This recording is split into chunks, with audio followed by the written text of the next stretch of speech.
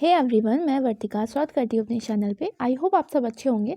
तो केवीएस में इंग्लिश में ये मेरा सेकंड वीडियो है। इससे पहले मैंने टेंस का वीडियो डाला था जिसमें मैंने टेंस को समझाया है ट्रिक से। तो अगर पहले आपने वो नहीं देखा तो वो देखिए, क्योंकि बिना टेंस के आप एक्टिव पैसिव ये वाली वीडियो समझ नहीं पाएंगे, ठीक है। और जैसा ही HM या वाइस प्रिंसिपल में क्वेश्चन आ रहे हैं उन्हीं वैसे ही बेस्ड पे मैंने लिया है, वरना एक्टिव पैसिव तो बड़ा टॉपिक है, उसको एक वीडियो में कवर कराना ईजी नहीं होता। लेकिन मैंने केवल जो टेंस वाले क्वेश्चन होते हैं ना, टेंस बेस्ड वाले, उन्हीं को ही मैंने सॉल्व कराया, ठीक है। और ये PDF आपको टेलीग्राम चैनल पे मिल जाएगी, डिस्क्रिप्शन में लिंक है। और चैनल को सब्सक्राइब कर लीजिए, क्योंकि मैं केवल छोटी छोटी वीडियोस डाल रही हूँ, केवल वही डाल रही हूँ जैसे क्वेश्चन पूछे जा रहे हैं KVS में, ठीक है। और HM और वाइस प्रिंसिपल का जरूर देखिएगा पेपर एनालिसिस, जो सोल्यूशन मैंने प्रोवाइड कराया है। तो चलिए स्टार्ट करते हैं। एक्टिव पैसिव वॉइस में सबसे पहले नोट लिखा हुआ है। नोट ये लिखा हुआ है, आपको पता होगा कि टोटल कितने टेंस होते हैं, 12 होते हैं ना, कि प्रेजेंट के 4 होते हैं और पास्ट के और फ्यूचर के। तो प्रेजेंट पास्ट फ्यूचर तीनों में परफेक्ट कॉन्टिन्यूअस टेंस का पैसिव नहीं बनता है, ठीक है। 3 हट गए यहाँ से। और एक होता है फ्यूचर कॉन्टिन्यूअस का टेंस नहीं बनता है। तो ओवरऑल 4 हट गए। तो कितने हमको पढ़ने हैं? केवल 8 टेंस हैं जिनका पैसिव वॉइस बनता है, उन्हीं 8 का मुझे पढ़ना है। उससे पहले कुछ रूल समझ लेते हैं। आई जो होता है, देखिए इसमें आई आपका सब्जेक्ट है, ठीक है। और यही सब्जेक्ट जब ऑब्जेक्ट बनता है तो मी हो जाता है, और मी जब वापस सब्जेक्ट बनता है तो आई हो जाता है। तो ये एक दूसरे में चेंज हो जाएंगे। ये क्या हो रहा है, अगर जिन्होंने अभी तक नहीं पढ़ा उनके लिए एकदम नया लगेगा, लेकिन अभी मैं एग्जाम्पल समझाऊंगी तो आपको समझ में आ जाएगा। आई मी में चेंज होता है, इतना याद रखिएगा। मी आई में, वी अस यू का यू में, ही का हिम में, शी का हर में, और दे का देम में। इट का इट ही रहता है, ठीक है। ये जो चेंज होते हैं ना, एक्चुअली आप खुद ही सोचिए, जब हम बोलते हैं कि मैं जा रहा हूँ तो आई एम गोइंग, आई बोलते हैं ना, मी थोड़ी ना बोलते हैं। लेकिन मी, यही आई मी कब बनता है? जब ये ऑब्जेक्ट में आता है, यानी कि पीछे आता है साइड में, कि प्लीज़ गिव मी, तो हम मी बोलते हैं, आई नहीं बोलते हैं, ठीक है। अब देखते हैं यहाँ कुछ बेसिक रूल है। एक्टिव क्या होता है? एक्टिव का मतलब है जो हम टेंस पढ़ के आए ना, वो एक्टिव फॉर्म में होते हैं। जितने हमने टेंस पढ़े हैं, प्रेजेंट इंडेफिनिट और पास्ट इंडेफिनिट जितने भी पढ़े हैं, वो सारे एक्टिव फॉर्म में होते हैं। देखिए सब्जेक्ट एक नॉर्मल एक रूल है, subject plus verb plus object, यही तो होता है ना। लेकिन पैसिव में क्या होता है? पैसिव में आपका ये जो ऑब्जेक्ट है ये आपका सब्जेक्ट बन जाता है, ठीक है। अब यहाँ समझिएगा, अगर मी है तो मी आगे आएगा तो क्या बन जाएगा? आई बन जाएगा। और यहाँ पे अगर ही लिखा है तो ही जो सब्जेक्ट है वो पीछे आकर के ऑब्जेक्ट बन जाता है, और ही का क्या हो जाएगा? हिम हो जाएगा। अभी मैंने ऊपर बताया था, ठीक है। तो इस तरीके से हो जाएगा। अब यहाँ पे वर्ब, बहुत अच्छी बात है, पैसिव वॉइस में आपको वर्ब के फॉर्म नहीं याद करने, सिर्फ इतना याद रखना है, कुछ भी वर्ब चल रही है उसका थर्ड फॉर्म बना देना है। वर्ब का थर्ड फॉर्म ही यूज़ करना है। जैसे ईट का थर्ड फॉर्म क्या होता है? ईटन होता है ना, तो ईटन यूज़ हो जाएगा। अब यहाँ पे एक आपको रेड पेन से दिख रहा होगा बाई, यानी कि जो भी ऑब्जेक्ट बनेगा उससे पहले बाई हो जाएगा, ठीक है। ये एक बेसिक रूल है। अब चलिए स्टार्ट करते हैं हम टेंस से। तो पहला हमारा है प्रेजेंट इंडेफिनिट। तो प्रेजेंट इंडेफिनिट में क्या होता था? सब्जेक्ट, मैं टेंस को याद कराती हूँ पहले। सब्जेक्ट प्लस वर्ब की फर्स्ट फॉर्म या ऐसे ES उसके साथ लगा होता था, और ऑब्जेक्ट होता था। यही तो एक बेसिक रूल था उसका। अब देखिए इंडेफिनिट में क्या होता है? पैसिव बनाने में सब्जेक्ट जो था और जो ऑब्जेक्ट आगे आ जाएगा, जो पीछे वाला था वही तो आगे आ जाएगा, इसलिए ऑब्जेक्ट यहाँ लिखा है, ठीक है। इसका मतलब ये समझिएगा कि जो पीछे जो भी ऑब्जेक्ट था वो आगे आ गया है।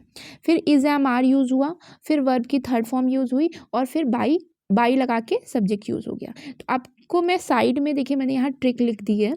ट्रिक ये है कि या पहचानेंगे कैसे, क्योंकि वहाँ तो 4 ऑप्शन होंगे ना, आपको बनाना थोड़ी ना है। तो आप ट्रिक से करिएगा, जिसमें इज एम आर दिखे, सिर्फ इज एम आर और वर्ब की थर्ड फॉर्म दिखे, वो आपका प्रेजेंट इंडेफिनिट होगा, ठीक है। अब प्रेजेंट इंडेफिनिट में जो निगेटिव या इंट्रोगेटिव होते थे वहाँ डू डज भी लगता था ना, तो do does is am are में चेंज हो जाएगा, इतना याद रखिएगा बस। इज एम आर में क्या चेंज हो जाएगा? डू डज चेंज हो जाएगा, ठीक। अब क्वेश्चन देखते हैं।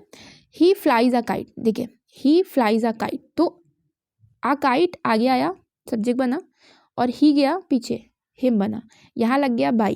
फ्लाई का हो गया फ्लोन, थर्ड फॉर्म, फ्लाई का फ्लोन हो गया। और बीच में इज एम आर जो लगता है वो सब्जेक्ट के अकॉर्डिंग लगता है, क्योंकि आ काइट है यानी कि सिंगुलर है, तो सिंगुलर के साथ इज लगेगा, इसलिए हो गया a kite is flown by him, ठीक है। वरना ये ट्रिक जो साइड में बताइए, सबसे इंपॉर्टेंट यही ट्रिक है। इस ट्रिक से आप पहचान सकते हैं, 4 ऑप्शन एलिमिनेट कर सकते हैं। नेक्स्ट क्वेश्चन है यहाँ पे, कि she does not like him, she does not like him, तो हिम जब आगे आएगा तो ही बन गया, शी जब पीछे गया तो हर बन गया, और बाई तो लगना ही लगना है, लाइक का लाइक्ड हो गया थर्ड फॉर्म। और डज़ मैंने अभी यहाँ ट्रिक में क्या बताया, ट्रिक में बताया कि डू या डज़ किस में चेंज होता है, इज़ एम आर में, तो डज़ किस में चेंज होगा, इज़ में। कैसे हमको पता चला इज़ में चेंज हुआ, क्योंकि ही के साथ इज़ ही लगता है, एम और आर तो लगेगा नहीं, और नॉट का नॉट यूज़ हो गया। क्लियर? तो आई होप आपको समझ में आया होगा कि ऐसे याद देखिएगा, इंडेफिनिट में इज एम आर के साथ वर्ब की थर्ड फॉर्म, और डू डज भी चेंज हो जाता है इज एम आर में ही। अब पास्ट इंडेफिनिट देखते हैं। पास्ट इंडेफिनिट में क्या होता है, सेम जैसे इंडेफिनिट में, प्रेजेंट इंडेफिनिट में इज एम आर यूज होता था, यहाँ पे वॉज वर यूज होगा, बस इतना। अब यहाँ सब्जेक्ट लिखा है, लेकिन नीचे देखिए छोटा सा ऑब्जेक्ट लिखा है, इसका मतलब पीछे वाला ऑब्जेक्ट ही आगे सब्जेक्ट बना होगा, सब्जेक्टिव फॉर्म यूज हुई होगी, और आगे वाला जो सब्जेक्ट है वो पीछे जाके ऑब्जेक्ट बना होगा। वो तो बेसिक रूल में मैंने बता दिया, मैं बार बार नहीं बताऊंगी, मैं बीच का ही ये बताऊंगी हेल्पिंग वर्ब वाला, कि वॉज वर्ब लगेगा और वर्ब की थर्ड फॉर्म। तो जैसे लिखा हुआ है ही हेल्प्ड मी, क्योंकि प्रेजेंट पास्ट इंडेफिनिट में वर्ब की सेकेंड फॉर्म लगती है, टेंस में मैंने बताया था ना वर्ब की कौन सी फॉर्म लगती है, सेकेंड फॉर्म। तो यहाँ पे मी किस में चेंज हुआ, आई में, ही किस में चेंज हुआ, हिम में, बाई लग गया, हेल्प्ड का हेल्प्ड ही रहा, क्योंकि हेल्प की सेकेंड फॉर्म भी हेल्प्ड होती है और थर्ड फॉर्म भी हेल्प्ड होती है। और फिर क्या लगेगा, आई के साथ वॉज लगेगा या वर लगेगा, तो आई के साथ वॉज लगता है, इसीलिए आई वॉज हो गया। ठीक है, एक एग्जाम्पल और देखते हैं यहाँ पे, क्योंकि डिड भी होता था ना, जैसे प्रेजेंट डेफिनेट में डू या डज होता है, वैसे पास्ट इंडेफिनिट में डिड होता है। तो डिड किस में चेंज हो गया, वॉज और वर में चेंज हो गया। तो डिड दे बाई ऑरेंजेस। अब देखिए यहाँ पे क्योंकि ये इंट्रोगेटिव है, तो डिड से शुरुआत हुई है, डिड को तुरंत बदल दीजिए किसमें, वर में। तो वर ऑरेंजेस, अब वर क्यों लगा, वॉज क्यों नहीं लगा, क्योंकि यहाँ पे जो ऑब्जेक्ट है वो आपका यहाँ के ऑरेंजेस हुआ ना सब्जेक्ट, और ऑरेंजेस क्या है, प्लूरल है, प्लूरल के साथ क्या लगता है, वर लगता है। तो were oranges not bought by them. ठीक है, अब देखते हैं फ्यूचर इंडेफिनिट में। तो फ्यूचर इंडेफिनिट में क्या होता है, ऐसे अगर फ्यूचर इंडेफिनिट का टेंस आप याद करेंगे तो टेंस में सिर्फ विल और शैल लगता था बस, है ना। इसमें क्या होता है, इसमें विल बी और शैल भी हो जाता है, यानी कि पैसिव करने पे विल बी और शैल भी हो जाता है, और सेम वर्ब की थर्ड फॉर्म तो लगनी लगनी है, सब्जेक्ट ऑब्जेक्ट, ऑब्जेक्ट सब्जेक्ट, ये सब तो बेसिक रूल है। तो यहाँ कोई एग्जाम्पल देखते हैं, we shall learn the poem, तो पोयम आगे आए तो द पोयम हो गया, वी का पीछे गया तो बाई एस हो गया। शैल नहीं लगेगा, क्यों नहीं लगेगा, क्योंकि मैंने कहा कि जो भी helping verb will, shall, is, am, are, was, were जो भी लगता है वो आगे वाले के अकॉर्डिंग लगता है। तो पोयम के साथ शैल थोड़ी ना लगेगा, शैल तो आई और वी के साथ लगता है ओनली, तो इसीलिए पोयम के साथ क्या लग गया, विल लग गया। द पोयम विल, और फिर बी लगना था तो will be, the poem will be learned, learn क्यों, क्योंकि ये थर्ड फॉर्म है, बाई अस। क्लियर? अगर नॉट वाला होता तो विल नॉट भी होता, ठीक। इंट्रोगेटिव होता तो इंट्रोगेटिव में आगे लगा होता है विल, तो विल उसके अकॉर्डिंग चेंज कर लेते हैं। ठीक है, अब प्रेजेंट कॉन्टिन्यूअस, क्योंकि अब परफेक्ट कॉन्टिन्यूअस होता नहीं है, अभी मैंने बताया था स्टार्टिंग में, तो अब क्या शुरू करते हैं, कॉन्टिन्यूअस वाला। कॉन्टिन्यूअस में, प्रेजेंट कॉन्टिन्यूअस में क्या होता है, अब देखिए प्रेजेंट कॉन्टिन्यूअस में पहले से इज एम आर होता ही होता है कि नहीं होता है। तो यहाँ पे ऐसा क्या नया हो जाएगा, तो यहाँ पे देखिए नया ये होता है कि subject plus is am are plus being लग जाता है। बस इतनी सी ट्रिक है, आपको याद रखनी है कि जिसमें इज एम आर के साथ बीइंग होगा वो प्रेजेंट कॉन्टिन्यूअस होगा, जिसमें वॉज वर्ब के साथ बीइंग होगा वो पास्ट कॉन्टिन्यूअस होगा। तो बीइंग बस लगेगा कॉन्टिन्यूअस में, इतना याद रखिएगा। तो ही इज़ नॉट इन्वाइटिंग अस, ये सिंपल एक्टिव फॉर्म है जो कि टेंस वाली हमने पढ़ी थी। He is not inviting us change हुआ वी में, ही चेंज हुआ बाई हिम में, इन्वाइटिंग का थर्ड फॉर्म इन्वाइटेड हो गया। इज़ नहीं लगेगा क्योंकि वी के साथ क्या लगेगा, आर लगेगा, और वी आर नॉट बीइंग बताया था ना अभी कि बीइंग लगता है इसमें, इन्वाइटेड बाई हिम। क्लियर? एक सिंपल वाला देख लेते हैं, राम इज कॉलिंग मोहन। अच्छा, अभी तक प्रोनाउन थे तो प्रोनाउन चेंज हो रहे थे, लेकिन जो नाउन होते हैं उनका नाम थोड़ी ना बदल देंगे आप, तो इसीलिए मोहन आगे गया तो मोहन का मोहन बना रहा, राम पीछे गया तो राम का राम बना रहा। तो Mohan is being called by Ram. तो इतनी सी ट्रिक है, आपको बस इतना याद रखना है। इंडेफिनिट में is am are, present indefinite में इज एम आर लग गया, पास्ट इंडेफिनिट में वॉज वर्ड लग गया, और फ्यूचर इंडेफिनिट में विल बी शैल भी लग गया। कॉन्टिन्यूअस में बीइंग लगना है, जो भी लगा है इज एम आर पहले से लगा ही होता है इंडेफिनिट कॉन्टिन्यूअस में, तो बस बीइंग लगा दीजिए। अब देखिए पास्ट कॉन्टिन्यूअस में भी वॉज वर पहले से होता ही होता है, हमको केवल बीइंग लगा देना है।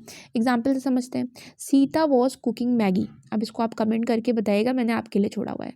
तो मैं थोड़ा सा हिंट दे देती हूँ, मैगी आगे, सीता पीछे, बाई लग के, कुकिंग की थर्ड फॉर्म लगा दीजिएगा, वॉज के साथ बीइंग लगा दीजिएगा, कमेंट करिएगा। नेक्स्ट है परफेक्ट पे आते हैं।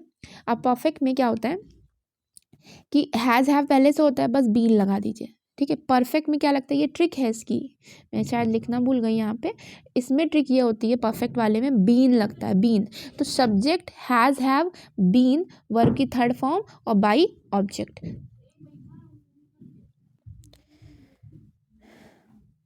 तो sorry for the background noise, लेकिन अभी आप समझने की कोशिश कीजिएगा यहाँ पे कि I have written the letter. तो यहाँ पे I have written the letter, the letter आगे आया तो द लेटर हो गया, लेटर के साथ हैव नहीं लगेगा, हैज़ लगेगा, फिर बीन लगा दिया, और थर्ड फॉर्म तो इसमें पहले से ही होती है, आई हो गया मी में चेंज। क्लियर?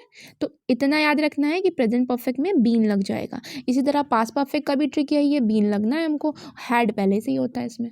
तो बहुत ईजी है ना कि परफेक्ट वाले में केवल बीन लगाना है, कॉन्टिन्यूअस वाले में बीइंग लगाना है, और प्रेजेंट वाला मैंने बता ही दिया था। तो ही हैड टेकन, अब ये एग्जाम्पल मैंने जानबूझ के लिया है, ठीक है।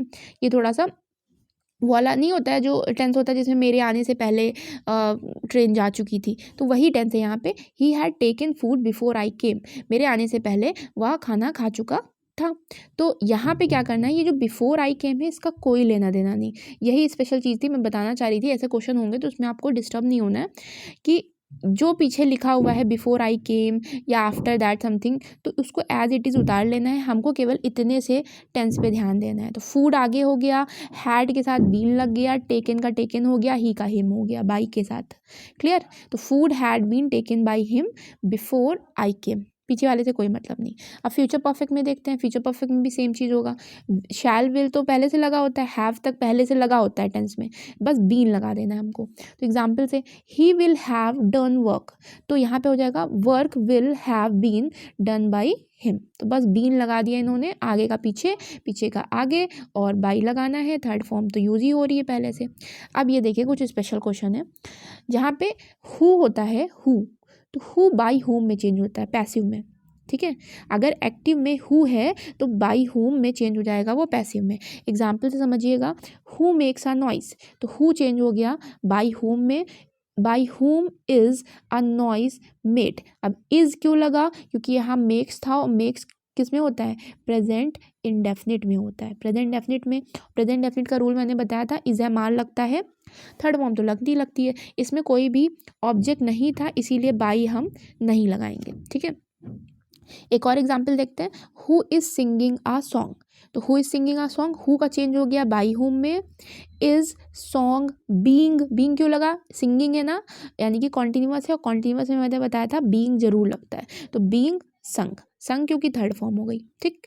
इम्परेटिव वाला एक समझ लीजिएगा, ऐसे तो टेंस सेंटेंस बहुत टाइप के हैं, जैसे इम्परेटिव में हमको स्पेशली ये वाला देख लेना है बस, क्योंकि इसके अलावा उन्होंने पूछे नहीं, उन्होंने जितना मैंने बताया ना, अगर ये रूल आपको समझ में आ गया तो इसी में से आप एलिमिनेट कर लेंगे। और ये मैंने मतलब पूरा डिटेल नहीं पढ़ाया, मैंने सिर्फ इसलिए पढ़ाया ताकि टाइम कम है, आप लोग केवल इतना समझ जाएं कि होना क्या है, ठीक है, ऑप्शन से एलिमिनेट कर सके, स्मार्ट स्टडी करनी है हमको।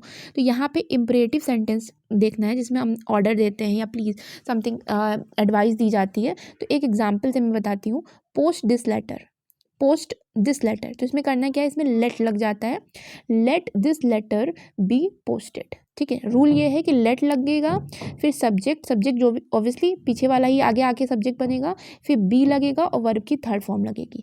इस टाइप के सेंटेंस में कोई भी ऑब्जेक्ट नहीं होता है तो फिर बाई वाई का रोल नहीं होता है इसमें, ठीक है। अब यहाँ तक मैंने सारे आपको क्लियर करा दिए हैं।